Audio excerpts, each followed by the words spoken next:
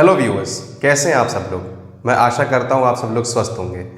हमने अब तक हमारा एक चैप्टर कंप्लीट कर लिया है मैथ्स का, सम एप्लीकेशंस ऑफ ट्रिग्नोमेट्री। हम स्टार्ट करने जा रहे हैं जो कि एनसीईआरटी में चैप्टर 9 है। हमने 8 चैप्टर पूरा कर लिया था। ये चैप्टर हम इसीलिए कर रहे हैं क्योंकि वो पूरा का पूरा चैप्टर उससे लिंक्ड है।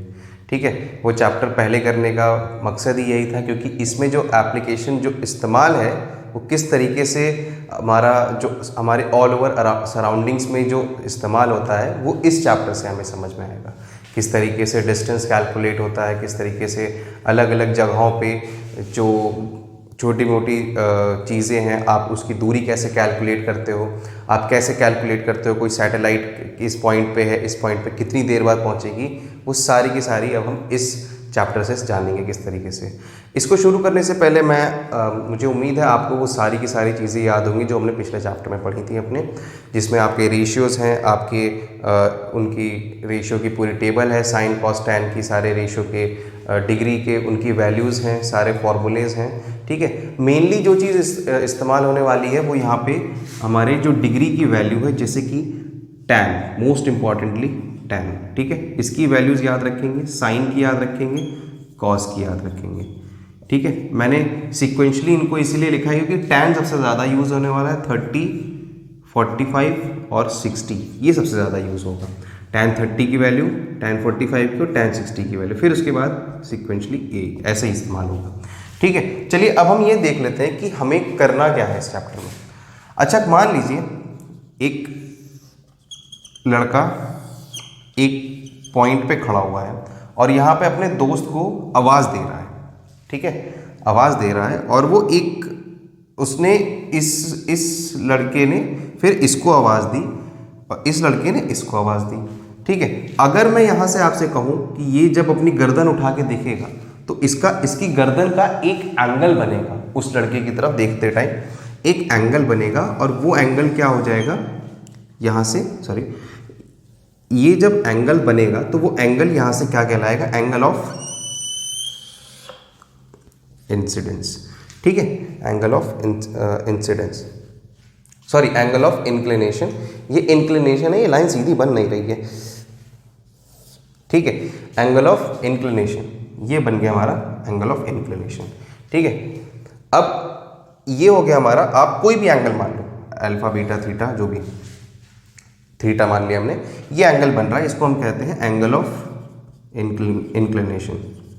ठीक है, अब ये क्या है, यहां से जितनी इसने गर्दन उठाई उतने डिग्री का एंगल बन गया। मान लीजिए ये जो शख्स है यहाँ पे खड़ा हुआ है और इसने इस आवाज़ दी।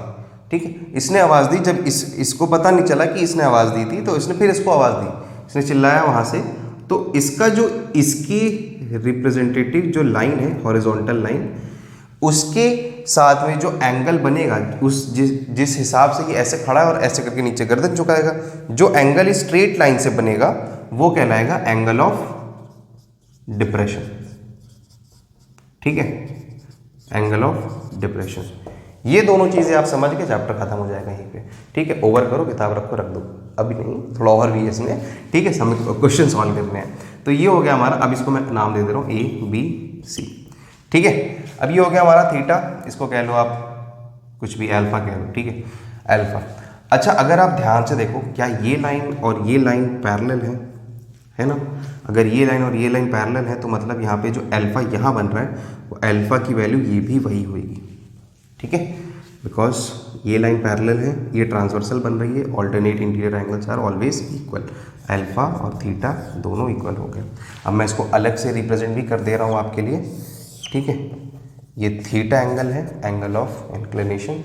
और अगर आपका कोई दोस्त ऊपर से देख के आपको बुला रहा है तो उसका इधर से जो एंगल बनेगा, जो कि ये थीटा है, तो ये भी वही चीज़ हो जाएगी। ठीक है, तो ये वाली चीज़ और ये वाली चीज़ हमेशा बराबर होती है, आपको ये बात हमेशा ध्यान रखनी है। छोटी सी चीज़ है लेकिन बहुत ही महत्वपूर्ण है, आप इसको भूलिएगा नहीं। ठीक है, सवाल में आएगी आगे चल के, क्योंकि डिप्रेशन हम यहाँ से नहीं, हम यहाँ से हम एंगल लेते हैं और उसको इसके रिस्पेक्ट में कैलकुलेट करते हैं। ठीक है, आई होप आपको यहाँ तक समझ में आ गया होगा। चलिए अब हम आगे देखते हैं कि हम इसके बेसिस पे किस तरीके से सवाल सॉल्व करते हैं। ठीक है, चलिए हम अपना एक एग्जांपल देख लेते हैं अभी, है ना।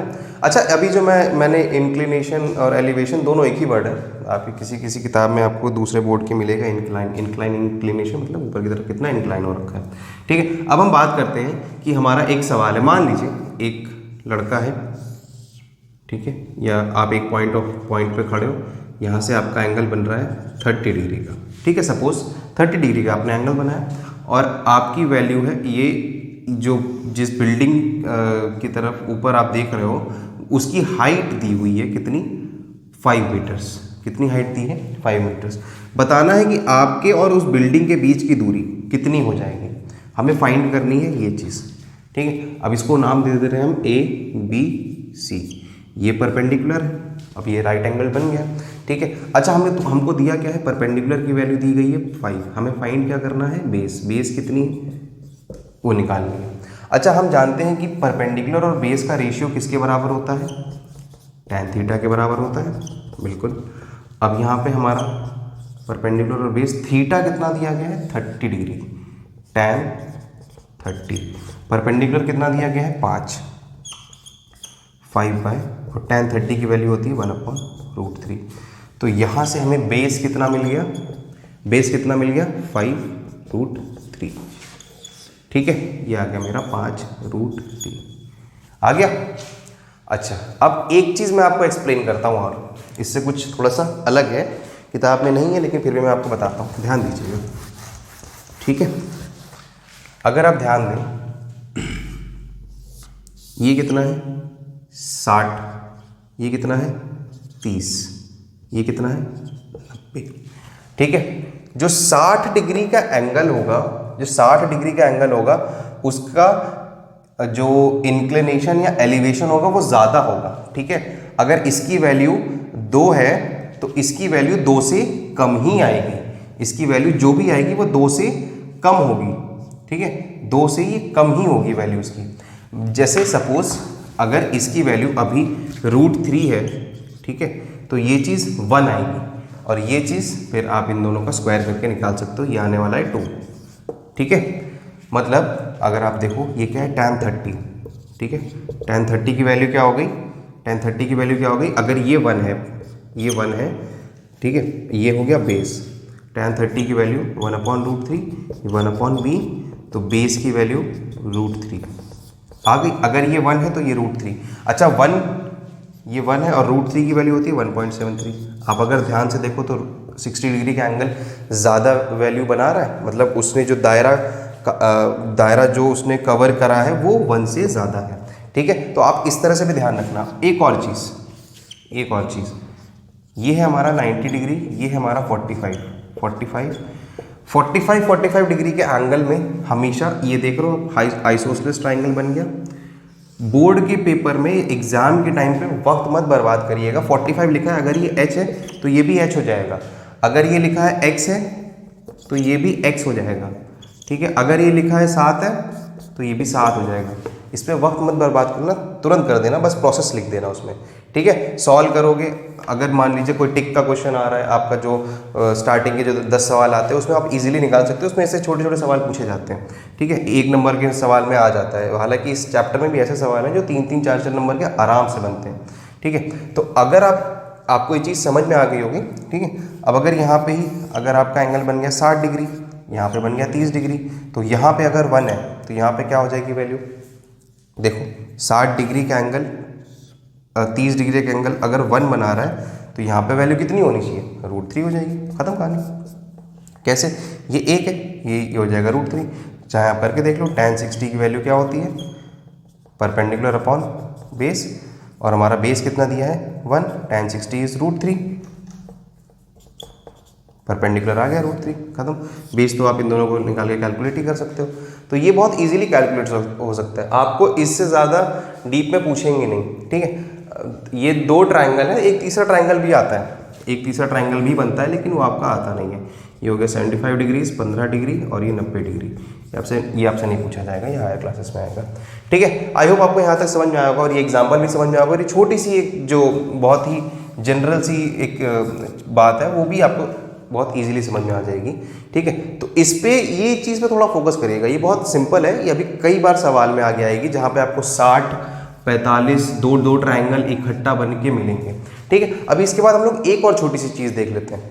चलिए एक छोटी सी और चीज़ हम लोग देख लेते हैं ना। यहाँ मान लीजिए एक ये बिल्डिंग है, ये टावर है और ये एक बिल्डिंग है। ठीक है, इसके पॉइंट से यहाँ पे एक एंगल ऑफ एलिवेशन बन रहा है। ठीक है, और यहाँ पे इसके बेस से एक एंगल ऑफ एलिवेशन बन रहा है। आप पहले क्या करेंगे, आपको इस पूरे टावर की हाइट बतानी है। इसकी हाइट जो भी आपको मान लीजिए 7 दी गई है, ये तो ये वाला पोर्शन जो है ना, बिना देखे आप बता सकते हैं ये पोर्शन है, ये दोनों लाइन पैरेलल होगी बिकॉज दे आर पैरेलल, और ये क्या है 90 डिग्री का ट्रांसवर्सल बन रहा है। तो ये दोनों की जो यहाँ पे जो वैल्यू होगी वो यहाँ की भी वैल्यू वही आ जाएगी 7। आपने जिससे भी कैलकुलेट करी, मान लीजिए 45 डिग्री है, तो ये 7 हो गया, तो ये भी 7 हो गया, ये 7 हो गया, तो ये भी 7 हो गया। अब ये भी जो भी एंगल दिया जाएगा आप यहाँ से उसकी वो वैल्यू कैलकुलेट कर लिए, दोनों को प्लस करिए, आंसर आ जाएगा। ठीक है, इस तरह का शायद एक सवाल भी है, हम लोग उसमें कवर करेंगे, लेकिन फिर भी बहुत ही छोटी सी चीज़ है, बहुत जल्दी इसको कैलकुलेट कर सकते हो। प्रोसेस आप पूरा लिख सकते हो और आप अपना टाइम बोर्ड के पेपर में इस पर बचा सकते हो। ठीक है, चलिए अब हम लोग कुछ एग्जाम्पल्स देख लेते हैं। तो ये हमारे एक्सरसाइज से पहले के कुछ एग्जाम्पल्स हैं, ये भी देख लेते हैं। ये एग्जाम्पल कुछ स्टैंडर्ड्स हैं, इसी तरह के एक्सरसाइज में क्वेश्चन हैं, मैंने ये लिए। आज हम इन्हीं को कवर करते हैं, एक्सरसाइज को अपने नेक्स्ट सेशन में स्टार्ट करेंगे। ठीक है, तो एग्जाम्पल नंबर 2 क्या कह रहा है, एक इलेक्ट्रीशियन है जिसको एक खंबे पे जा करके कुछ ठीक करना है, पोल पे चढ़ के, लेकिन जो लैडर पहुंच रही है वो 1.3 मीटर शॉर्ट रह रही है। तो पूरी पोल की हाइट है 5, लेकिन जो टोटल हाइट बनेगी वो कितनी बनेगी, 1.3 माइनस कर दोगे तो कितनी आएगी, 3.7। ठीक है, अब कह रहा है कि इसको यहाँ से चढ़ के हमें बताना है कि ये लैडर की लेंथ कितनी है और इस खंबे से कितनी दूरी पे उसने लैडर को रखा है, मतलब बेस फाइंड करना और हाइपोटेन्यूज। तो पहले हम निकाल लेते हैं बेस। परपेंडिकुलर अपॉन बेस किसके बराबर, tan 60 के बराबर। परपेंडिकुलर की वैल्यू कितनी है, 3.7। बेस की वैल्यू कितनी है, बेस की वैल्यू हमें निकालनी है, tan 60 इज √3। ठीक है, तो बेस कितना आ जाएगा हमारा, 3.7 अपॉन √3, और ये हो गया बेस। √3 की वैल्यू हमें रखने को कही गई है, रख सकते हैं, दी गई है स्पेसिफिकली 1.73, और ये बेस आ जाएगा। सॉल्व करेंगे इसको। ठीक है, सॉल्व करते हैं तो कितना आएगा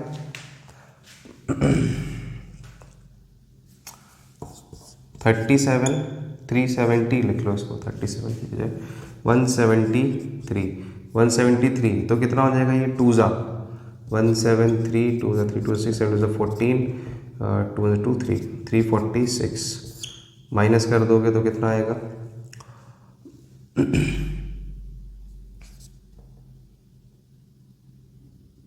24। ठीक है, पॉइंट लगा दिया तो 1 ज़ा 173, फिर काटोगे तो 2.1 के आसपास आंसर आ रहा है। ठीक है, 2.1 अप्रॉक्स मीटर्स में आंसर आएगा, यहाँ से यहाँ तक की दूरी। ठीक है, अब बात करते हैं, हमें हाइपोटेन्यूज कैलकुलेट करनी है। क्या कैलकुलेट करना है, हाइपोटेन्यूज। तो हाइपोटेन्यूज निकालने के लिए क्या करेंगे हम, सीधा हमारे पास में परपेंडिकुलर है, हाइपोटेन्यूज है, परपेंडिकुलर अपॉन हाइपोटेन्यूज लगा दो। परपेंडिकुलर अपॉन हाइपोटेन्यूज किसके बराबर, sine theta, that is sine 60। Sine 60 कितना होता है, √3/2।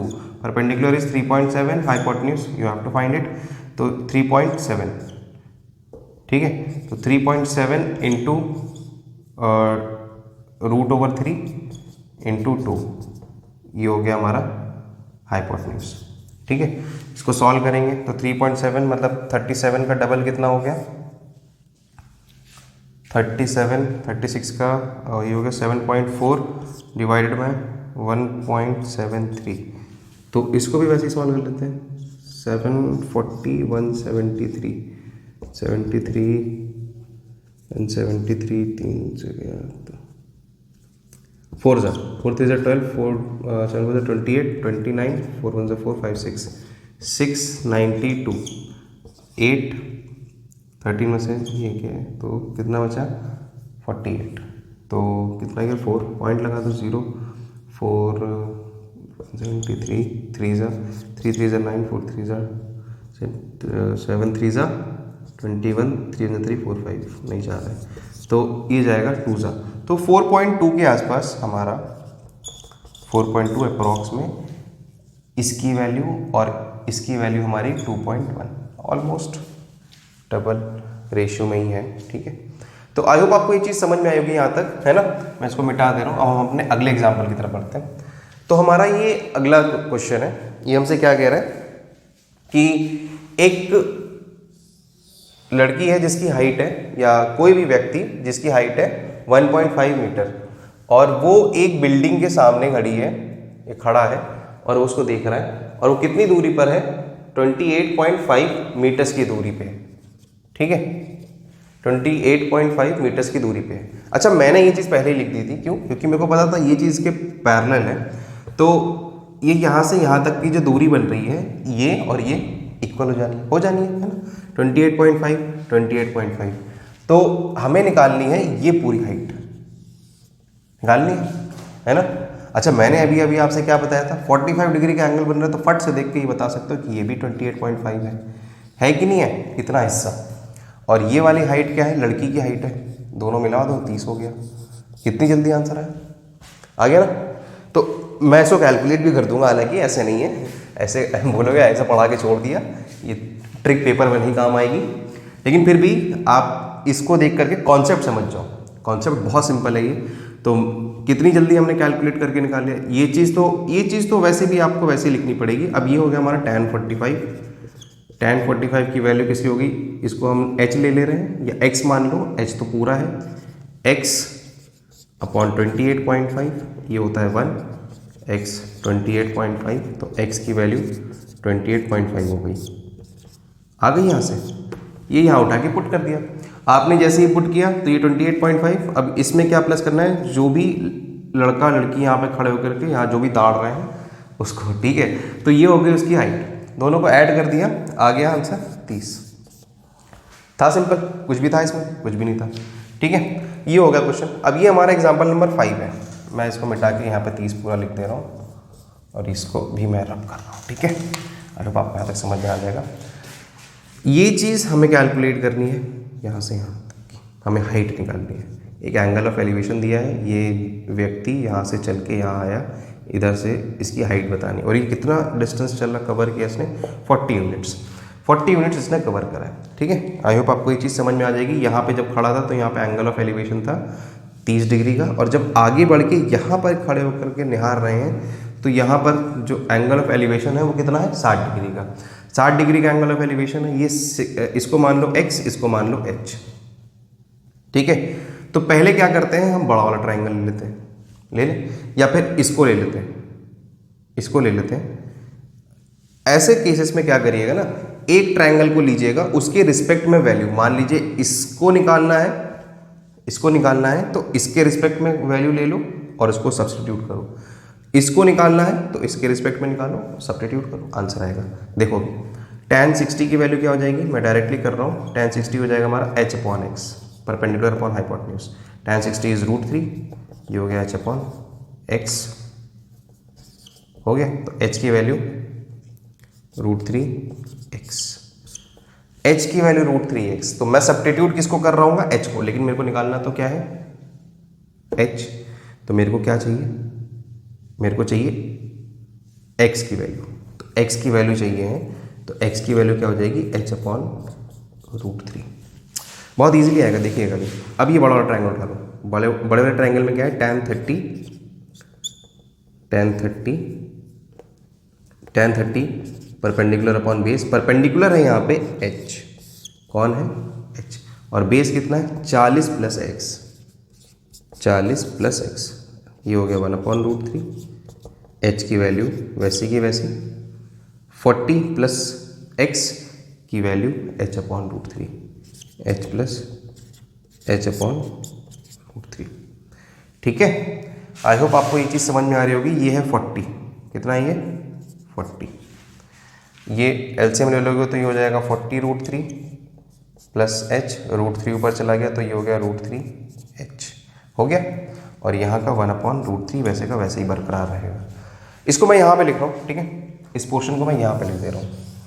अब ये वाला √3 यहाँ जाएगा, तो और ये वाली वैल्यू जो है ना, ये वाली वैल्यू आपको दिख रही है, ये वाली जो वैल्यू है ना वो ऊपर जाएगी, तो यहाँ पे मैं लिख दे रहा हूँ, ये हो जाएगी 40√3 प्लस h, ये वाली वैल्यू ऊपर जाएगी, ये हो जाएगी √3 इंटू √3 कितना हो गया, √3 इंटू √3 3h, एक एच इधर गया माइनस होके, ये हो गया 2h, ये हो गया 40√3, 2 नीचे आ गया, हो गया ये 20√3, h की वैल्यू आ गया, कुछ भी नहीं था।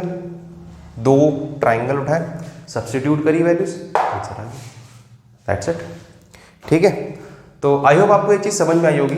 बहुत ही सिंपल से एग्जांपल्स हैं, अगर आप यहाँ तक समझ गए आप समझ लो 80% क्वेश्चंस आप इस चैप्टर के बहुत इजीली अपने आप से हल कर लोगे। और इसमें जो एक आधा टाइप है वो आगे चल के है, मेरे ख्याल से लास्ट के 2 सवाल हैं इस एक्सरसाइज के जो इम्पॉर्टेंट भी हैं और वो इनसे अलग भी हैं, लेकिन है वो भी बिल्कुल इसी के बेस के ऊपर, कुछ फ़र्क नहीं है, थोड़ा सा एक आधा चीज़ों को 19-20 करके इधर उधर करा गया, फिट करा गया, आप उसको समझ गए वो भी निकाल लोगे, कोई बड़ी बात नहीं है। ठीक है, आई होप आपको ये चीज़ समझ में आई होगी। अब इस सेशन को हम लोग यहीं पे ख़त्म करते हैं, नेक्स्ट सेशन में हम लोग अपनी एक्सरसाइज स्टार्ट करेंगे। ठीक है, आप इस वीडियो को प्लीज़ शेयर करिए, लाइक करिए, उस चैनल को ज़रूर सब्सक्राइब करिए। ठीक है, चलिए, थैंक यू सो मच।